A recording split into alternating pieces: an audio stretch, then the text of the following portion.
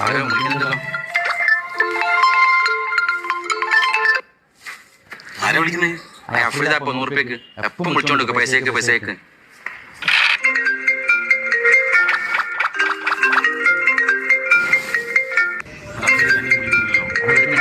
പൈസക്ക്. ഹലോ, ഉമ്മന്റെ പോർക്ക് നല്ല ബിരിയാണി വെച്ചിട്ട് വേണമെങ്കിൽ ഇങ്ങോട്ട് വാ. ആടാ, ഓക്കെ ഓക്കെ ഓക്കെ, ഞാൻ ഇപ്പൊ വരാം.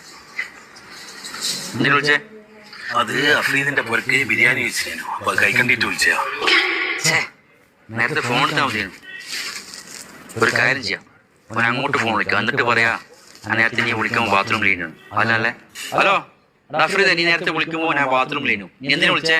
അത് ഒരു 100 രൂപ ജീപ്പ് ചെയ്തരോ, അർജന്റ്. വെറുതെ വിളിച്ചു. എന്താ പറഞ്ഞേ? എന്ത് പറയാ നീ വീണ്ടും 100 രൂപയ്ക്ക്?